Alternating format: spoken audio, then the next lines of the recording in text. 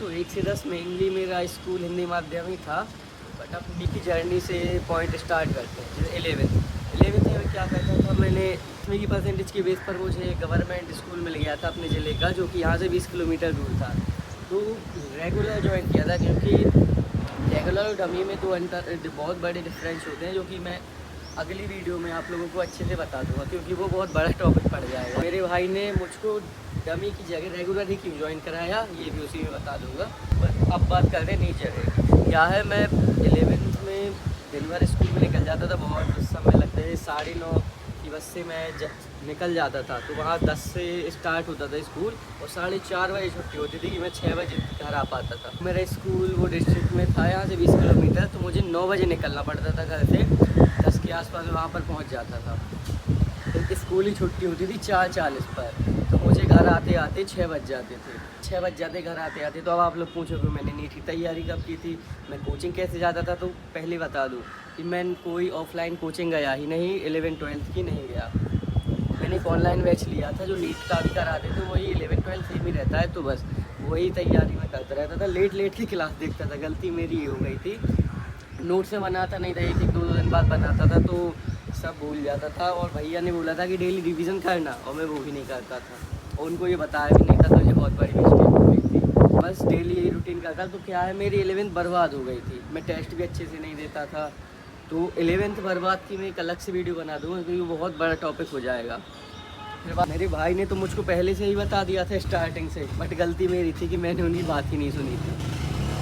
तो जब 12th start हुई, तो भाई ने बोला था कि 1 अप्रैल से लाइब्रेरी ज्वाइन ही कर लूँ, क्योंकि मैं क्या है, लाइब्रेरी से मैं स्टार्टिंग में लगता था कि अरे घर पे हो जाएगी, पढ़े लें। भैया ने बोला था एक दिन जाके बस देखो, और जब मैं लाइब्रेरी गया, आप मानोगे नहीं, मेरी पढ़ाई दुगनी हो गई थी।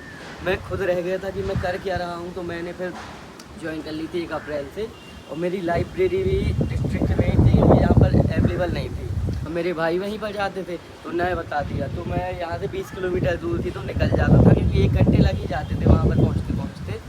फिर वहाँ पे छतरपुर में ही थी, तो उस लाइब्रेरी जाता था। फिर बहुत मन लगने लगा, मतलब पढ़ने में। जितनी देर लाइब्रेरी में रहो, कोई दोस्त कुछ वैसा था नहीं, तो ओनली पढ़ाई होती थी और कुछ नहीं। भाई ने पूछा था कि तुम बस में 1 घंटे क्या करते हो, मैंने बोला कुछ नहीं, मैं तो बाहर देखता रहता हूँ। उन्होंने बोला था ये तो टाइम वेस्ट है, तुम उसमें अपना रिवीजन लेक्चर लगा सकते हो, नोट्स और जो फार्मूला जो तुम भूलते हो वो रिवीजन करते हो। या ये मैं आपको नेक्स्ट वीडियो में बता दूंगा, क्योंकि इसकी वजह से मुझे हर फार्मूले याद हो गए थे लिटरली। 3 महीने की छुट्टी हुई, मैं डेली लाइब्रेरी जाता था। फिर उसके बाद मेरे 12th के स्कूल स्टार्ट हो गए थे, वो भी रेगुलर ही थे, क्योंकि डमी का मैं अगले वीडियो में बता दूंगा आपको सब। गवर्नमेंट स्कूल का तो आप लोगों को पता हुआ कि 75 अटेंडेंस चाहिए ही पड़ती है, तो मुझे कम से कम हफ्ते में 5 दिन मिनिमम जाना ही होता था। नहीं तो फिर घर पर फ़ोन आ जाते कि ये स्कूल नहीं आ रहा, फिर दिक्कत भी होती थी, तो डेली स्कूल ही जाना पड़ता था। तो इसने में मैनेज करना बहुत टफ हो गया था। सुबह से जल्दी निकल जाओ, लाइब्रेरी में 1-2 घंटे रुको, फिर उसके बाद स्कूल अटेंड करो, वहाँ से थक के आओ, और फिर इस लाइब्रेरी में 1-2 घंटे अटेंड करने के बाद घर पे आओ, तो मैं बहुत थक जाता था। 12th में मैंने बहुत ही ज़्यादा मेहनत की थी, वही भैया के कहने से। 8 बजे की बस से निकलता था, भैया बोलते थे कि जल्दी उठा कर जाया कर, लेकिन मैं नहीं जा पाता, तो 8 की बस से आता था, 9 तक पहुँच पाता था वहाँ पे। और 9 से 10:30 तक क्या है, प्रेयर होती थी, तो साइड से बात थोड़ी मैं लेट चला जाता था। 1.5 घंटे लाइब्रेरी में सुबह बैठ लिया, फिर 4:30 को छुट्टी होती थी, 5 की लाइब्रेरी आ गया, 5 से 6:30-7 तक बैठा, और फिर बस पकड़ के फिर घर आ जाता 8 बजे तक। फिर उसके बाद घर पे मेरा ज़्यादा मन नहीं लगता था, तो थोड़ी बहुत ही देखता था, वहाँ की वहीं पे करता था। आज मैं वहाँ से आया, खाना पीना खाया, सब हो गए, 9 बज जाते थे।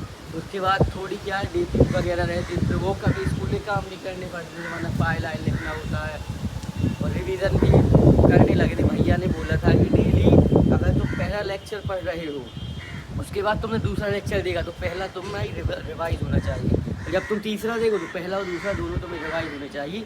ये इतना हेल्पफुल हुआ कि मैं आँख बंद करता था, सामने लेक्चर देखने लगता था पूरा। बहुत हेल्पफुल हुआ, ये भी मैं आपको नेक्स्ट वीडियो में बता दूंगा। और रात को सोने से पहले 12th में एक चीज़ बहुत सही करता था, एक्टिवली रिकॉल करके सोता था कि दिन भर मैंने क्या क्या पढ़ा।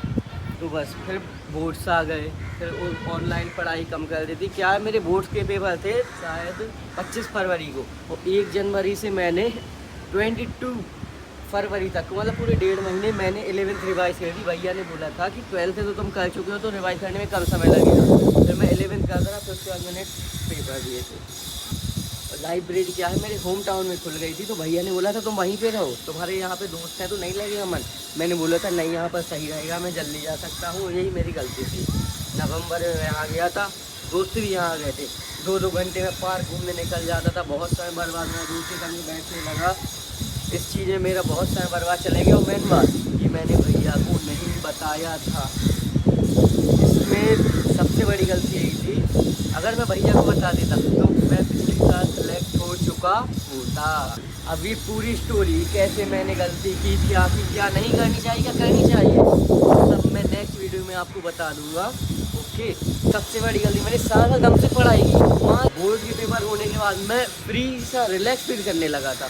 मार्च और अप्रैल के महीने में जहाँ सबसे ज़्यादा पढ़ना होता है, मैंने सबसे कम पढ़ा, 3-4 घंटे अपने ऐसे ही बर्बाद कर दिए। उसी समय पे वो आया था गिबली पोर्ट्रेट, तो मैं अपनी फ़ोटोज बनाने लगा 2-2 घंटे तक, इतना समय बर्बाद कर दिया। और इस बात का भैया कुछ पता नहीं था, मैंने उनको बताया था पेपर होने के बाद, तो उन्होंने बोला था पहले बता देते तो वहाँ सेलेक्ट हो सकते थे। तो इसलिए मैं कुछ भी गलती करता था, अपने भैया को बताने लगा था। तो मैं चीज़ समझे ही होंगे, मैन होता है कि अपनी गलती आइडेंटिफाई करना। जो लोग अपनी गलती आइडेंटिफाई नहीं करते तो इसलिए तो मतलब उनके ड्रॉप बढ़ जाते हैं। मैंने अपनी गलती मेरे भैया को बताई तो उनने सुधारी। जैसे मैंने बहुत समय बर्बाद कर दिया था जो मुझे नहीं करना चाहिए था। और बस इस तरह से 12th में करके, मतलब 12th के बाद नीट का एग्ज़ाम हुआ, तो इसका रिजल्ट आपको यहाँ पर तो हो ही रहा होगा, इतने नंबर आ पाए थे, फिर कुछ नहीं। पेपर भी टफ था, मैंने वो देखा था तो मैं पैनिक कर गया था, लेकिन भैया ने बोला था कि अगर टफ आएगा तो पैनिक नहीं करना। क्यों? क्योंकि उन्होंने बोला था टफ आएगा तो सबके लिए, ईजी आएगा तो सबके लिए। तो मैंने 2 घूंट पानी पिए, आँख बंद कर सांस ली लंबी, और बस मैं वापस में गिर गया। फिर मैं एग्ज़ाम के बाहर निकला तो मेरे भाई मुझको लेने के लिए वहीं पे सामने ही खड़े थे, तो उन्होंने पूछा पेपर, और मैंने उनको देखा, वो कॉलेज गए थे उस दिन, वो कॉलेज से वहाँ से आ गए थे ट्रैवल करके, मुझे कुछ पता ही नहीं था कि वो भी खड़े हैं। उनने अचानक से मुझे देखा, बुलाया, उनने बोला पेपर कैसा गया, मैंने बताया टफ आया, बोले कोई दिक्कत नहीं। और फिर उन्होंने बोला चलो घूमने जाएँ, चिल करें। और फिर जब नंबर जोड़े रात में 4-14 आए, बोले अरे वाह बहुत बढ़िया, मतलब उनने कुछ नहीं बोला, सपोर्ट बहुत था मेरे पास। उनने बोला था कि मेरे तो 80 मार्क्स का आए थे, तुम्हारे तो बहुत ज़्यादा आ गए, वो भी नीट की इतिहास के सबसे टफेस्ट एग्ज़ाम में, जो कि बहुत है। बोले थे पैनिक नहीं करो, एंजॉय करो, घूमो फिरो। फिर बाद में स्टार्ट हो गया था सब। फिर जब मैंने उनको गलती बताई अपनी कि मैंने 3 मंथ क्या किया, फिर उन्होंने डांटा कि अगर तुम ये नहीं करते तो तुम्हारे 100 नंबर और आ जाते हो तुम। उनने बोली इसलिए डांटा कि तुम्हारे मार्क्स क्यों कम आए, उनने से डांटा कि तुमने गलती की और मुझे बताई नहीं। बोले थे अगर बता देते तो और नंबर बढ़ सकते थे तुम्हारे, क्योंकि वो मेरी ही गलती थी। और क्या है, एमपी कट ऑफ भी अदर स्टेट के कंपेरिजन में थोड़ी कम होता है, तो मेरा सिलेक्शन रुका था केवल 90 या 95 नंबर से। तो वो बोल रहे थे कि तुम ला सकते थे 3 मंथ की मेहनत से, जो तुमने 4-4 घंटे बर्बाद कर दिए। और फिर भैया ने बोला कि आप मतलब पता ही नहीं, 2-3 दिन मैंने चिल कर दिया। फिर सोचा कि अब होना है ही नहीं इस साल, तो नेक्स्ट ईयर की प्रिपरेशन स्टार्ट करते हैं। तो उन्होंने बोला ठीक है, सब हो गया। उसके बाद क्या है, मुझे चिकन पॉक्स हो गया था, और हमने बैच ही परचेज़ कर लिया था, और उसके एक ही दिन बाद अगले दिन वो चिकन पॉक्स हो गया, और वो भी बहुत ज़्यादा हुआ था। मेरा 1.5-2 महीने तक चला था, बहुत मेरे पूरे शरीर में, तो 1.5 महीने तक चला था, 2 महीने तक। और फिर उसके बाद मैं रेस्ट भी किया था, तो मैं अपने बैच से 2 महीने क्या था पीछे हो गया था। अब हो गया था बहुत सारा बैकलॉग। तो अब आप ये सोचोगे मैंने कैसे कवर किया होगा, तो ये आपको पता चलेगा नेक्स्ट वीडियो में, क्योंकि इसका टॉपिक बहुत बड़ा हो जाएगा। फिर हमें पूछ रहे, भैया ने बोला था कि एक अपनी मिस्टेक कॉपी बना लो जिसमें लिख लो कि तुम्हारा सिलेक्शन किस वजह से नहीं, बोला कि एक पेज लो उठाओ। और भैया ने बोला था कि एक पेज लो, उसमें लिखो कि तुम्हारे सिलेक्शन किस किस कारणों से नहीं हुआ। तो मैंने लिखा था कि मैं पैनिक कर गया था। और पैनिक क्यों कर गया, क्योंकि मैंने ऑफलाइन टेस्ट सीरीज़ ज्वाइन नहीं की थी, क्योंकि जब यहाँ पर अवेलेबल नहीं थी, और डायरेक्ट नीट का देने गया तो वहाँ पर पैनिक कर ही जाता, ऑब्वियसली बात है। फिर क्या हुआ, उसी साल भगवान की कृपा से छतरपुर वही ज़िले में ऑफलाइन टेस्ट सीरीज़ लॉन्च हो गई थी। तो फिर भैया ने वो ज्वाइन करा दी थी मुझे, जब यहाँ पर टेस्ट देना, तो पैनिक की प्रॉब्लम ख़त्म हो गई थी। गलती मेरी ये थी, मैं शॉर्ट बहुत देखता था, यूट्यूब शॉर्ट, मेरा बहुत समय उसमें चला जाता था। बाकी और मैं कुछ भी सोशल मीडिया यूज़ नहीं करता था, इंस्टा वगैरह में कुछ भी नहीं, मेरी अकाउंट तक नहीं बना था, ना 11th में यूज़ किया था, ना 12th में किया था। और मेरे भैया का मानना ये था कि सिलेक्शन जब हो, मतलब कि कहीं पे जाओ नहीं, केवल फोकस स्टडी पर करो, या सोशल मीडिया ना घूमना फिरना, लेकिन मैं थोड़ी अलग था। मैं अगर कहीं पे सब लोग जा रहे हैं तो मैं ज़रूर जाता था, क्योंकि अगर मैं नहीं जाता था तो मेरा बहुत समय लग जाता, बहुत समय बर्बाद चला जाता था। पहले तो ये सोचने के में रहता था कि मैं जा नहीं पाया, फिर रहता था कि मैं नहीं जाऊँगा इस चक्कर में। और वो इसलिए कहते थे कि उन्होंने सिलेक्शन इसी से हुआ कि वो कहीं नहीं जाते थे, कुछ इस्तेमाल सोशल मीडिया नहीं करते थे, तो उनका हुआ था। तो उन्हें लगा था कि इससे होता है, लेकिन क्या है, मैं थोड़ी अलग था। मैंने सभी त्यौहार भी धूमधाम से सेलिब्रेट किए थे, शादी में भी गया था, और ये इसी साल की बात है। और आप मानोगे, नीट के 20 दिन पहले मैं बर्थडे में गया था, वो भी सुबह चला गया था, तो फिर रात के 12:30 पे आया था। भांजे का बर्थडे था तो मैं गया था। मैं कुछ छोड़ नहीं पाता हूँ। थोड़ी देर में आता है नीट का दिन, तो मैं वैसे पैनिक ज़्यादा नहीं किया था, क्योंकि पता था मैं डेली टेस्ट देने जाता था, तो वैसे कोई दिक्कत नहीं हुई थी, नॉर्मल ही लग रहा था। और मैं उस दिन सुबह से उठकर मंदिर गया था, हनुमान चालीसा का पाठ किया था, तो फिर और अंदर से मोटिवेशन आ जाती है। फिर मैं गया एग्ज़ाम सेंटर में, 1 घंटे 1.5 घंटे पहले मैं बैठ गया था आराम से, कि जल्दी जाना ज़रूरी होता है बहुत, क्योंकि वहाँ का एनवायरनमेंट थोड़ी फील कर लो। अगर लेट पहुँच जाओ तो बहुत दिक्कत होती है, इसलिए हमेशा समय पर जाना ही चाहिए। और एडमिट कार्ड ऐसा नहीं कि आप 3 तारीख को घबरा के फिरो कि नहीं मुझे उसी दिन, आपको एडमिट कार्ड 2-3 दिन पहले अपना एडमिट कार्ड, आधार कार्ड, जो भी डॉक्यूमेंट ले जाना होता है सब अपना बैग में पैक करके रख लेना चाहिए। उसी दिन के लिए नहीं बैठना चाहिए, नहीं तो पैनिक हो जाते हैं। और फिर इसी के साथ एग्ज़ाम हो गया था। फिर 10 दिन भी लेने आ गए थे, क्योंकि वो हर बार आ ही जाते हैं एग्ज़ाम लेने। फिर मैं घर पर आ गया, तो 2 बजे तक हम लोग पेपर के नंबर दो नहीं 4 रात के 4 बजे तक हम लोग पेपर के नंबर जोड़ते रहे थे।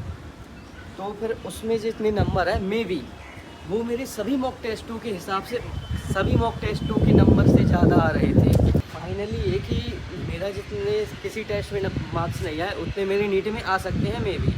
और स्कोर अभी मैं बताने का वो नेक्स्ट वीडियो बताऊँगा, क्योंकि अभी मैं कुछ कंफर्म नहीं हूँ।